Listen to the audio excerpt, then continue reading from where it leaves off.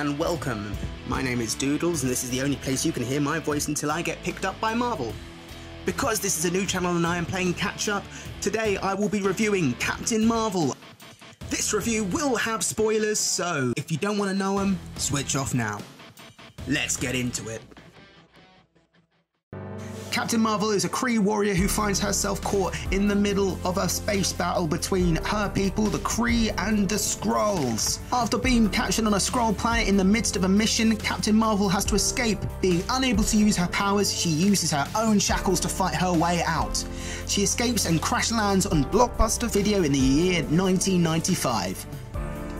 She meets a young Agent Coulson and Nick Fury soon after. Whilst on Earth, she has many visions of herself as a fighter pilot for the US Air Force. With the help of some great characters, we watch Carol piece together her past and ultimately battle the very Kree that has seemingly been helping her.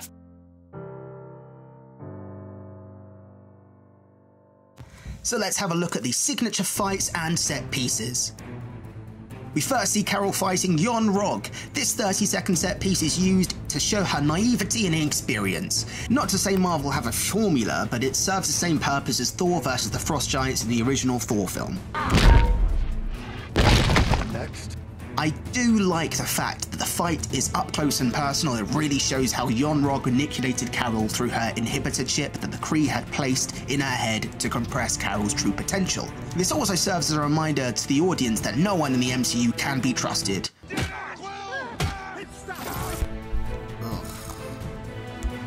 The second notable fight scene is the bus scene, in which Carol punches an old, frail lady.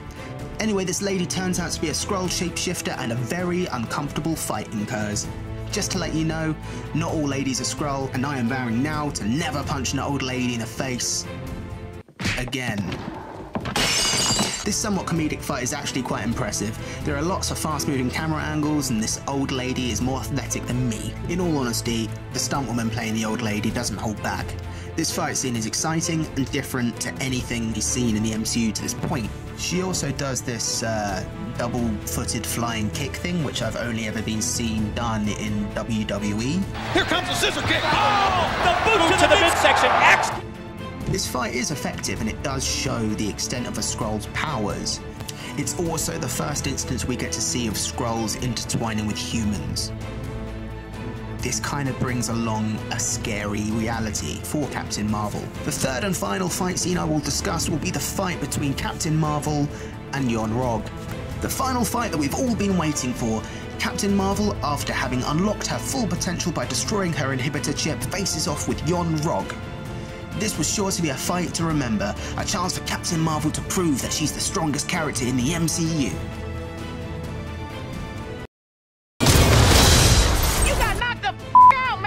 Oh, you know, or she could do that. Ultimately, I understand why the director Anna Boden and the screenwriters chose to do this. It's a final way to show that Captain Marvel doesn't have to humour Yon-Rogg and sink to his level.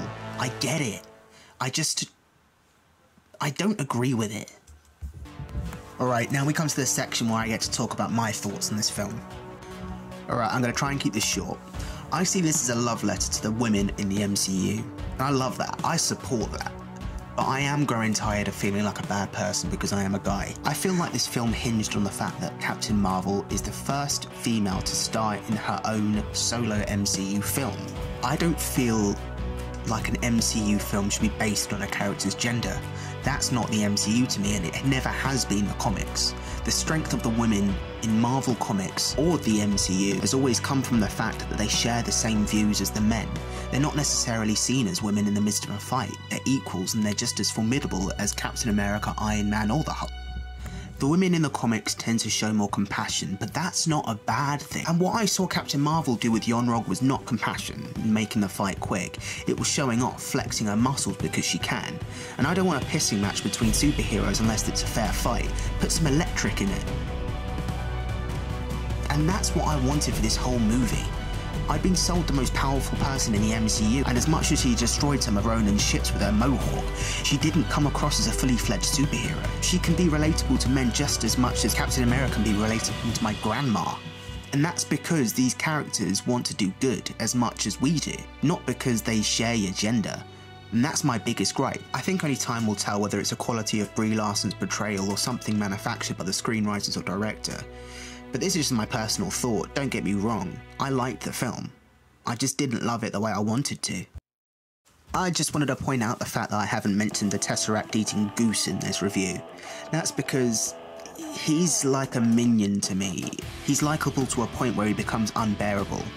I just don't want him to become unbearable because I currently love him. Still here? Good. Well, as a new channel, I'd really appreciate a subscribe and a like. You can comment down in the comment section and tell me what you think of this video. There will be new ones up very shortly as soon as I get to edit them.